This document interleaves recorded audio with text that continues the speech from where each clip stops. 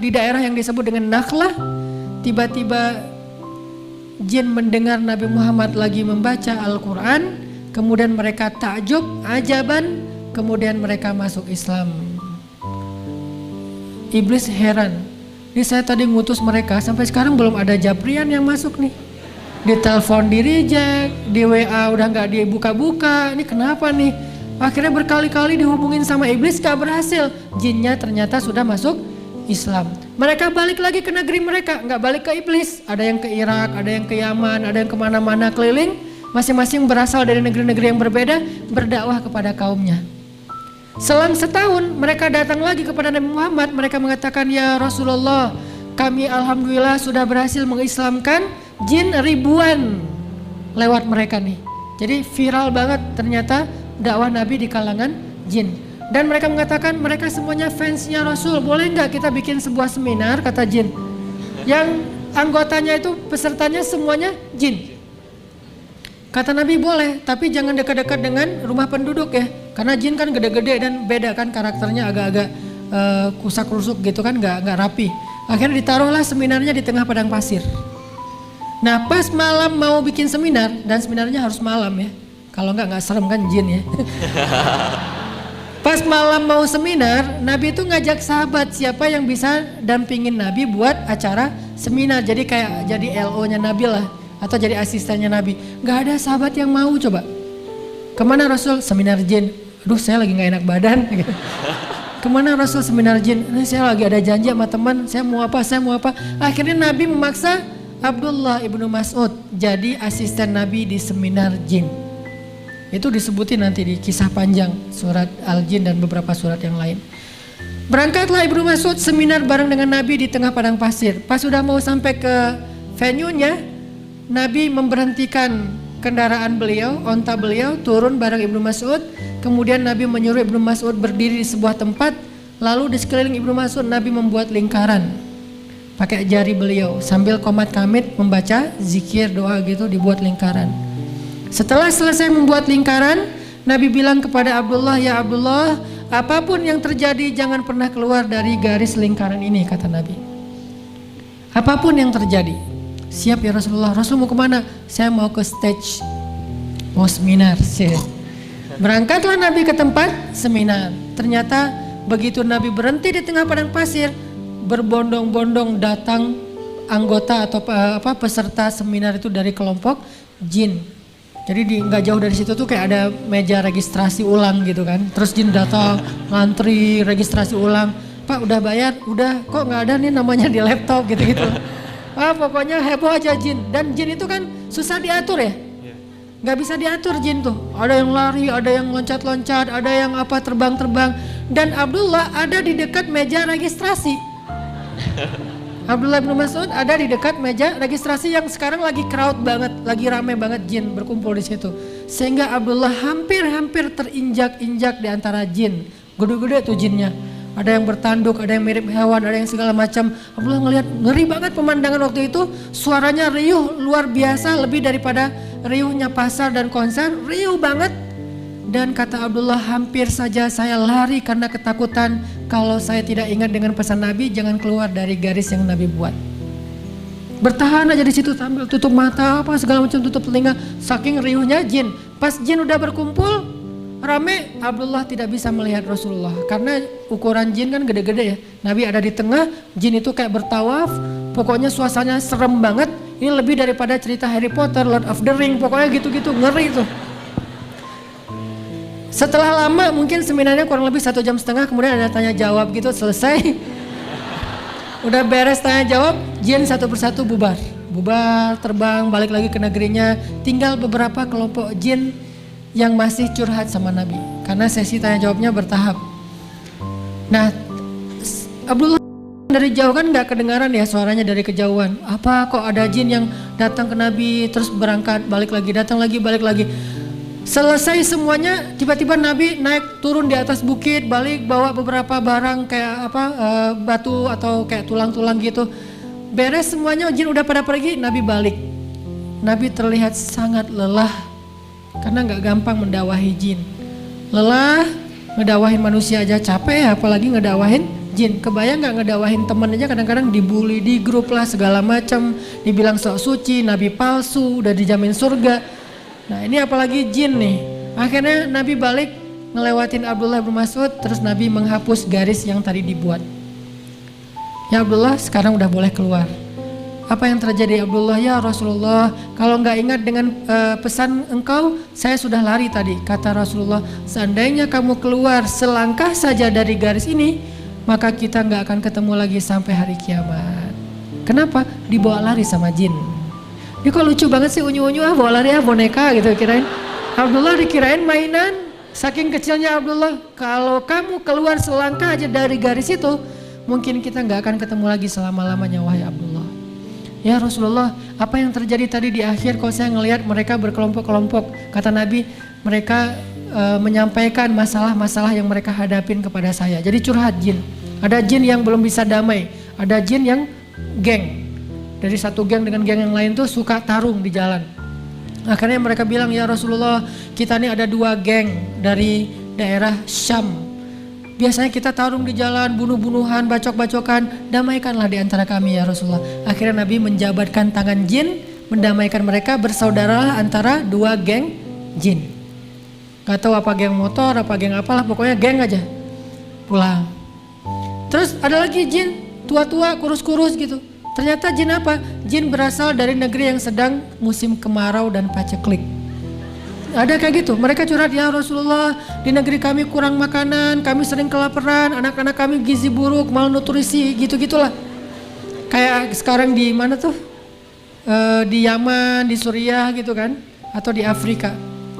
Maka akhirnya Nabi naik ke atas bukit-bukit padang pasir nyari apa? Nyari tulang belulang. Dikumpulkan nama Nabi kayak kita nyari kayu bakar, ditaruh di depan jin. Kata Nabi, mulai sekarang tulang adalah makanan kalian. Maka sejak saat itu tulang adalah makanannya jin sampai sekarang. Makanya kalau teman-teman yang senang off-road, hati-hati kalau lagi di hutan di mana, kalau mau buang air, perhatikan kalau ada tulang jangan, karena itu dia lagi dinner. Bayangin orang lagi enak-enak dinner kita siram, sebel gak sih? Nggak usah jin yang temperamen ya, manusia aja digituin kan pasti dipukulin tuh, dikeroyokin. Jadi wajar kalau pulang-pulang dari sana tuh hilang akal lah atau apalah segala macam. Tiba-tiba jadi orang kayak setengah sadar atau digodain sama jin, disantet sama jin. Kenapa? Karena kita orang lagi enak-enak makan digangguin. Maka perhatikan, karena tulang adalah makanan jin sejak zaman Rasulullah SAW sampai hari kiamat. Tapi kok nggak habis? Karena mereka makannya nggak kayak kita. Kalau kita kan makannya dihabisin ya, kalau mereka dijilat-jilat gitu lah, mirip-mirip kayak anjing gitu lah makan tulang, menjilat tulang. Ini yang terjadi pada Rasulullah. Nabi tuh kalau mau menguasai alam jin bisa banget, karena Nabi pernah lagi sholat digodain sama jin yang newbie gitu, anak baru. Jadi ada jin baru lulus sekolah dikasih kayak tugas akhir, jadi kayak bikin praktek gitu, praktek menggoda manusia. Keluarlah dia dari kampusnya, pengen godain manusia, salah milih targetnya Rasulullah. Iblis aja nggak berhasil, nih anak baru menggodain Rasul. Jadi dia kayak nggak nanya-nanya dulu ke kakak kelasnya, siapa nih orangnya, deh asal godain aja. Nabi lagi sholat malam, didatengin sama anak baru, masih culun gitu kan gaya-gayanya tuh, nih gua godain nih. Pas dia datang, Nabi nggak kegoda sama sekali, biasa aja. Dia udah gini-gini di muka Nabi apa segala macam. Nabi khusyuk. Begitu Nabi selesai sholat, ngelihat ke arah dia kaget, kok Nabi ngelihat saya ya? Kirain gak kelihatan gitu. Dipegang sama Nabi tangannya, jangan ampun, saya anak baru, saya baru belajar kak, gitu. Dia kayak tiba-tiba jadi minta maaf gitu, kak saya nggak tahu kakak ternyata senior apa segala macam. Akhirnya Nabi pegang tangannya, diikat sama Nabi, diikat, digulung, jadilah dia kecil kayak bola gitu, ditaruh di tiang Masjid Nabawi. Subuh-subuh pas anak-anak Madinah, anak-anak kecil gitu, anak-anak SD gitu ya, mau datang ke masjid, mereka ngelihat ada bola api tergantung di tiang masjid. Kan jin dari api kan ya, jadi bentuknya bola, kayak ada festival main bola api kan kalau di kita pas tahun baru Islam, pas menjelang Ramadan. Ini ada bola api menggantung di tiang masjid yang terbuat dari pelepah kurma, tapi pelepah kurmanya nggak terbakar. Anak-anak kecil kan jadi kayak penasaran nih bola api apa, ntar habis sholat kita main bola. Akhirnya mereka sholat, begitu selesai sholat itu bola api diambil sama anak Madinah, ditendang-tendang jadi sepak bola. Bisa jadi sepak bola pertama dalam sejarah dunia itu sebetulnya di zaman Nabi. Tapi bolanya bukan dari karet atau plastik, bolanya dari jin. Nabi ngelihat, waduh maaf, ampun segala macam. Nabi kasihan sama dia, akhirnya dilepas sama Nabi. Kata Nabi, kalau bukan karena saya teringat dengan doa saudara saya Sulaiman. Apa doa Sulaiman? Ya Allah, berikan saya kekuasaan yang sangat luas yang Engkau tidak akan berikan kepada siapapun setelah saya. Berikan saya kekuasaan yang sangat luas yang tidak Engkau berikan kepada siapapun setelah saya. Kata Nabi, kalau bukan karena teringat dengan caption saudara saya Sulaiman yang dia pengen kekuasaan yang tidak diberikan lagi setelah itu kepada siapapun, maka akan saya biarkan jin ini menjadi bola dan ditendang-tendang oleh anak-anak Madinah sampai siang hari. Jadi Nabi bisa banget menguasai jin, cuman gak mau menghormati doa Sulaiman. Jadi semua mukjizat para anbiya Allah berikan kepada Rasulullah. Nabi Musa, mukjizatnya yang paling besar apa? Membelah laut. Nabi bisa lebih dari itu, bukan laut, bulan. Kan lebih ngeri kan? Laut cuman laut merah doang tuh. Selat yang antara Asia dengan Afrika, laut merah tuh dibelah sama Nabi Musa. Cuman berapa ribu kilo sih. Sementara Nabi Muhammad bukan laut yang dibelah, bulan. Di surat Al-Qamar. Jadi lebih dahsyat daripada Nabi Musa. Nabi Sulaiman terbang dengan angin. Kan kekuatan Nabi Sulaiman bisa terbang dengan angin. Kan Nabi Sulaiman pernah lagi terbang gitu ya, terbang rendah gitu, kayak orang lagi pakai pesawat kecil terus naik helikopter gitu kan. Terus orang-orang para petani ngelihat Sulaiman bisa terbang dengan keluarganya, mereka mengatakan, aduh hai seandainya saya menjadi Sulaiman, beruntung sekali ya Sulaiman. Sulaiman langsung kayak landing di situ mengatakan, Pak, Bapak ngomong apa barusan? Enggak nak, kamu beruntung sekali bisa diberikan kekuasaan seperti ini. Kata Sulaiman, mau nggak saya kasih tahu sesuatu yang lebih beruntung dari ini? Apa? Yang lebih beruntung daripada kekuasaan Sulaiman bisa terbang kemana-mana? Kata Sulaiman, satu kalimat zikir itu lebih utama dari semua kekuasaan yang saya dapatkan. Satu kalimat zikir. Sulaiman bisa terbang keliling bumi. Nabi Muhammad keliling langit. Isra dan Mi'raj. Lebih dahsyat daripada keliling bumi. Jadi Nabi Muhammad itu orang yang gak pamer.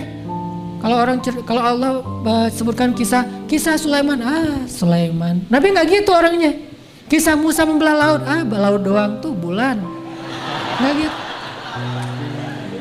Nabi itu orangnya tuh nggak caper, nggak pamer, bahkan beliau menghargai nabi-nabi sebelumnya. Makanya beliau disebut musaddiqan, sebagai pembenar kepada nabi-nabi sebelumnya. Tapi semua keutamaan nabi-nabi sebelumnya dikasih kepada Rasulullah SAW. Nabi Yahya itu lembut, Nabi Muhammad lebih lembut lagi tuh. Kalau nabi-nabi sebelumnya punya umat yang kelak jadi nabi kan ada banyak tuh ya. Kayak Nabi Ibrahim punya murid, Lut kelak jadi nabi. Kemudian Nabi Daud punya murid dan sekaligus anak yaitu Sulaiman kelak jadi nabi. Nabi Yakub punya murid atau anak kelak jadi nabi yaitu Yusuf. Dan seterusnya dan seterusnya. Nabi Muhammad, murid beliau, sahabat beliau, terutama yang awalun, itu kualitas mereka kualitas nabi loh. Terutama 10 sahabat yang dijamin surga itu semuanya kualitasnya tuh kualitas para anbiya. Ada Abu Bakar, bukan satu nabi tuh. Rasul pernah membandingkan Abu Bakar itu seperti Ibrahim. Dan julukannya juga sama, Siddiq. Wadhkur fil kitabi Ibrahim innahu kana siddiqan nabiyya. Ibrahim itu Siddiq. Sahabat yang Siddiq, Abu Bakar as-Siddiq. Jadi kalau kita pengen tahu seperti Siddiq apa Abu Bakar, lihat aja kisah Ibrahim.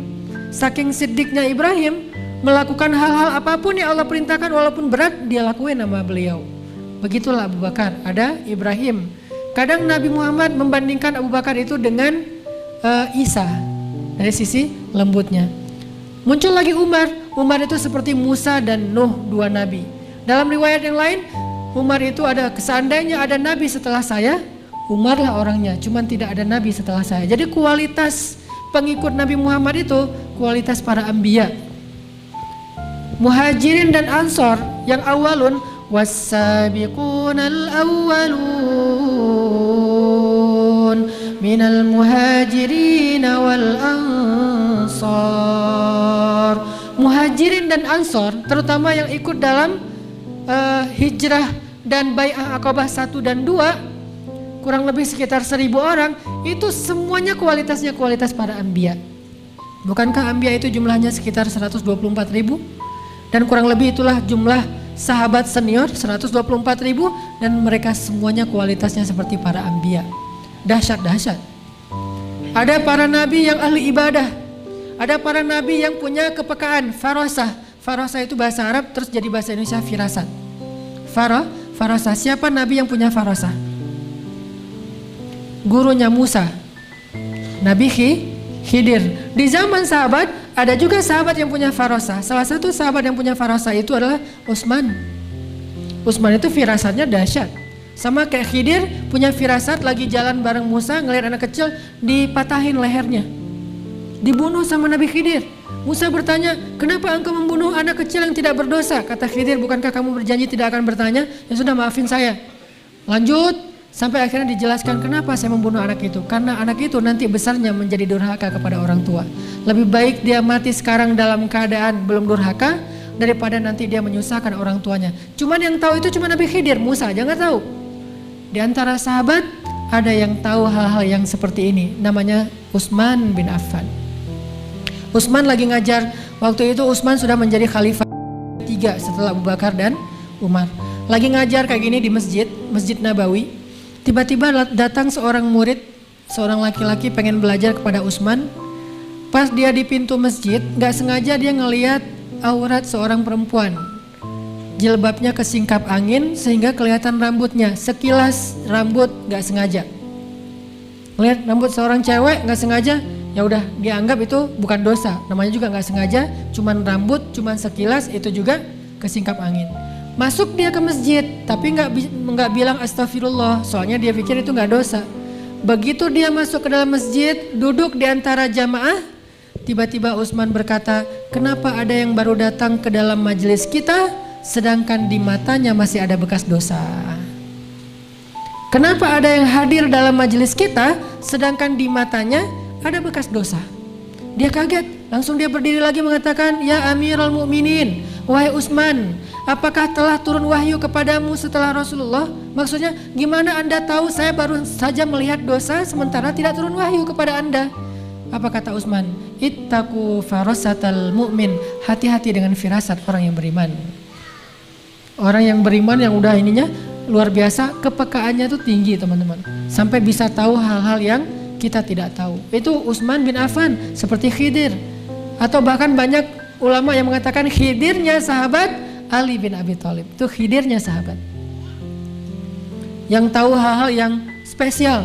Ada lagi yang mengatakan Khidirnya sahabat Abdullah ibnu Abbas.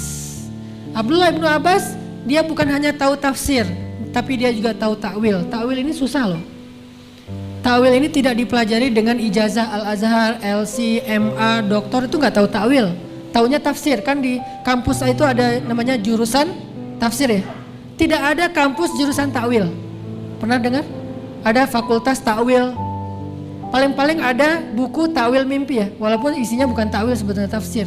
Takwil itu bukan dipelajari dengan teori. Takwil itu dipelajari dengan iman. Kekuatan iman, kepekaan batin membuat seorang bisa mentakwilkan sesuatu lebih daripada orang lain. Ini nih takwilnya Ibnu Abbas. Dan gak heran karena Ibnu Abbas dapat doa Nabi, Allahumma faqihu fiddin wa alimhu ta'wil. Ya Allah, fahamkan anak ini tentang halal dan haram, ajarkan dia takwil dalam agama. Takwil itu kalau di zaman Nabi Muhammad itu kayak menerka atau menebak masa depan. Bukan meramal ya, karena kalau meramal bisa benar bisa salah. Ini menyampaikan berita masa depan apa yang akan terjadi. Itu Nabi Muhammad bisa. Sampai Nabi Muhammad SAW mengenal seorang sahabat, seorang tabi'in yang gak kenal dengan beliau, yang gak pernah bertemu dengan beliau, tapi Nabi Muhammad menyebut namanya. Namanya siapa? Uwais Al-Qarani. Jadi teman-teman, generasi sahabat itu kalau kita mau lihat dari sisi anak muda, mereka adalah generasi yang 90%-nya anak muda dan semuanya itu keren-keren. Kualitasnya apa? kualitas para nabi. Kalau perempuannya, ada di antara sahabat 2 perempuan sempurna yang di dunia cuma ada 4. Bayangin, kata Nabi, kamula minar rijali kathir walam yakmul minan nisa illa arba'ah. Laki-laki sempurna itu banyak, yaitu para nabi 124.000. Tapi tidak ada perempuan yang sempurna kecuali 4. 4 ini, 2 yang pertama beda zaman. 1 di zaman Fir'aun, yaitu istrinya Fir'aun, Asiyah. 1 lagi di zaman Nabi Isa, yaitu ibunya Musa, Maryam. Beda zaman jauh kan antara Musa dengan Isa. 2 lagi satu zaman, saking spesialnya zaman itu, Khadijah dan Fatimah, ibu dan anak. 4 perempuan yang sempurna, Asiyah istri Fir'aun, Maryam anak Imran, Khadijah anak Khuwailid istri Rasulullah, dan Fatimah anaknya Rasulullah SAW. Bertemu di satu zaman 2 perempuan yang paling sempurna. Ketemu lagi tuh anak dan ibu lagi tuh. Saking spesialnya generasi ini. Fatimah, perempuan yang kalau dibandingkan dengan perempuan sebelumnya cuma bisa dibandingkan dengan Siti Maryam. Khadijah, Aisyah yang sama-sama dapat salam dari Allah. Allah mengutus malaikat Jibril cuman pengen ngasih salam buat Khadijah. Mengutus Jibril cuman pengen ngasih salam buat Aisyah. Datang Jibril ke rumah Khadijah. Waktu itu Khadijah lagi di dapur. Tok tok tok, assalamualaikum. Jibril kan kalau datang ke bumi itu menjelma sebagai seorang laki-laki yang sempurna ya. Cowok keren banget. Tok tok tok, assalamualaikum. Waalaikumsalam. Nabi tahu suara Jibril, langsung dibukain sama Nabi. Jibril, masuk Jibril. Masuklah Jibril, duduk di ruang tamu. Gak lama kemudian Jibril menyampaikan berita, Nabi ketawa, kemudian Jibril minta izin pamit langsung pulang naik ke langit. Gak lama kemudian datanglah Khadijah. Apa yang dikatakan Jibril tadi? Ketika Jibril datang menemui Rasulullah, Jibril mengatakan, ya Rasulullah, sebentar lagi Khadijah akan datang membawa roti dan madu. Kalau dia berikan roti dan madu itu kepadamu ya Rasulullah, sampaikanlah kepada dia, Allah menitipkan salam untuk Khadijah. Allah ngasih salam buat Khadijah. Kurang istimewa apa coba? Kita dapat salam dari seseorang aja udah kegeeran minta ampun ya. Sampai oleng naik motor gitu ya. Ini dapat salam dari Allah Rabbul Alamin, pencipta alam semesta. Dan Allah gak sembarangan nitip salam, pasti orang terpilih banget. Khadijah titip salam untuk Khadijah dari Allah. Kemudian dari Jibril, Jibril juga titip salam buat Khadijah. Begitu Khadijah datang dengan wajahnya yang solehah dan berseri-seri, Rasulullah makan dulu ya, disiapin sama Khadijah rotinya. Rasulullah senyum-senyum melihat Khadijah. Khadijah juga heran, ya Rasulullah ada apa kok senyum-senyum, gak biasanya kayak gitu. Kata Rasulullah, Khadijah, panggilan Khadijah itu DJ. Karena orang Mesir itu manggil bahasa Mesirnya Khadijah itu Khadijah. Jadi panggilannya di DJ, tapi nggak gitu ya. DJ aja gitu. Khadijah, barusan Jibril baru aja pamit pulang. Tadi dia di sini. Oh gitu, ada apa ya Rasulullah? Kata Khadijah. Dia menyampaikan Allah menitipkan salam kepada Khadijah. Begitu juga dengan Jibril. Khadijah langsung terharu dan mengatakan, Allahumma antas salam wa minkas salam wa ilaika ya'udus salam wa ila Jibrilis salam wa alaika ya Rasulullah as-salatu wassalam. Itu asal muasal kata kalimat Allahumma antas salam. Khadijah. Sekarang itu zaman sahabat. Fatimah juga kayak gitu. Fatimah ini luar biasa, perempuan yang tidak ada duanya sampai akhir zaman. Satu-satunya yang sebanding dengan Fatimah cuman Maryam. Dan keistimewaan Fatimah apa? Dia cewek cantik, masih muda, tapi nggak kenal cowok kecuali ayahnya. Jadi kalau kita periksa di list kontak handphonenya Fatimah, nama cowok cuma ada 1, Rasulullah. Followersnya cewek semuanya, followers cowok cuma satu doang, kelak, Ali bin Abi Thalib suaminya. Ini kerennya Fatimah. Dan bahkan ketika Nabi lagi sakit keras di atas pangkuan Aisyah, mungkin Nabi sering dipeluk oleh Khadijah, tapi wafatnya di atas pangkuan Aisyah. Masing-masing punya keistimewaan.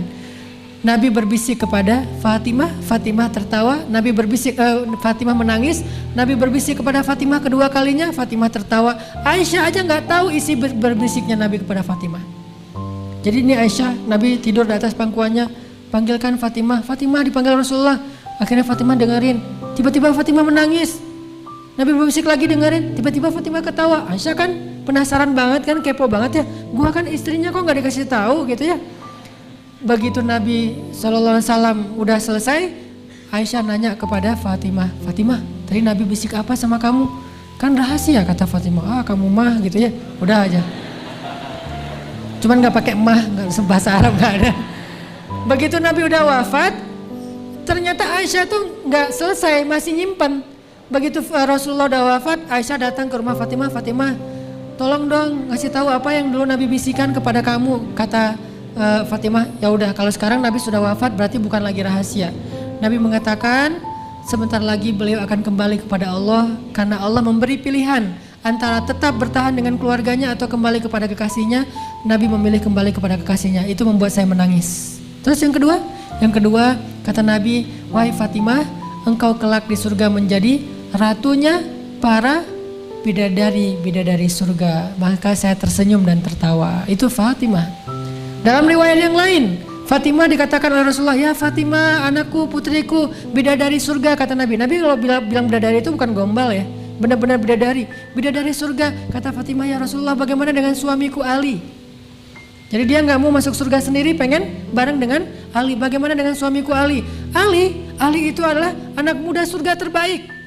Bagaimana dengan anakku Hasan dan Husain? Mereka adalah pangeran-pangeran surga, kata Nabi. Jadi satu keluarga itu semuanya dikasih surga dan mereka diberikan sebuah istana, kata Nabi, yang kubah istananya itu terbuat dari zamrud, terbuat dari permata-permata terbaik yang ada di dalam surga. Spesifik istananya Fatimah.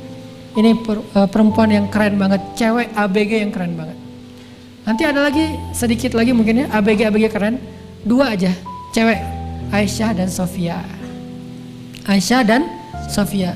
Ketika Nabi menikah dengan Sofia, umur Sofia itu baru saja beres acara Sweet 17. 17 tahun, yaitu Sofia nikah sama Nabi. Aisyah umur waktu itu 16 tahun. Jadi Sofia itu kayak kakak kelasnya Aisyah setahun lah. Sofia kelas 3 SMA, Aisyah ketua OSIS gitu kan, kelas 2. Atau wakil ketua OSIS. Jadi berdua nih, usianya paling dekat.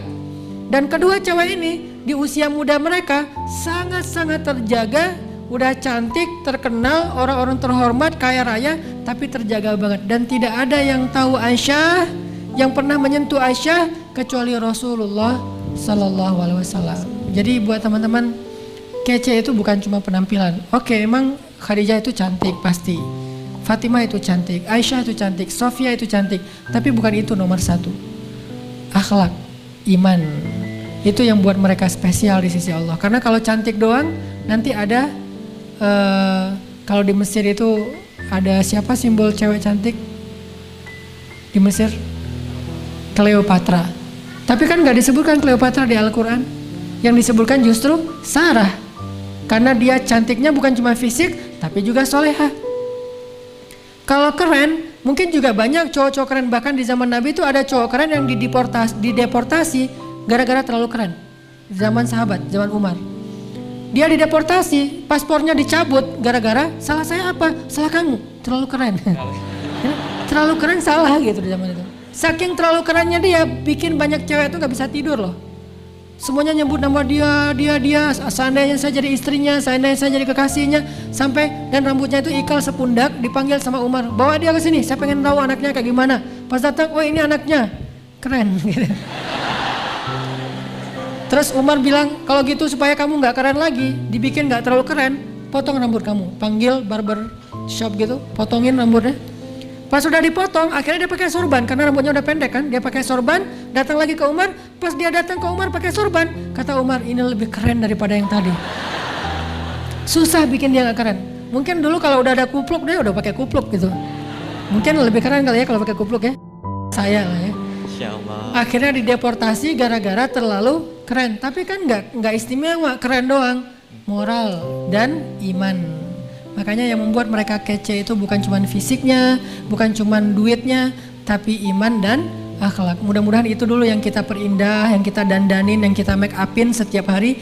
Apa kabar make up iman saya hari ini, touch up iman kita hari ini, akhlak kita hari ini, terus itu yang dipakai. Jadi kalau kita pengen keren itu pakai baju yang bagus, celana yang keren, topi segala macam, itu kan dandanan zohir ya. Itu kan keren zohir. Dandanin juga secara batin hati kita dan akhlak kita dengan dandanan dan perhiasan-perhiasan yang bagus. Dan salah satu perhiasan perempuan yang paling berharga biar bikin dia kece, sifat malu. Itu perhiasan paling indah pada diri perempuan. Dan perhiasan yang paling indah pada diri laki-laki yang bikin dia kece, tanggung jawab. Jadi mahkotanya perempuan adalah sifat rasa malu, mahkotanya laki-laki adalah tanggung jawab. Mudah-mudahan kita menjadi seperti mereka insya Allah, bukan hanya fisiknya tapi juga zahir dan batin. Barakallahu li wa lakum.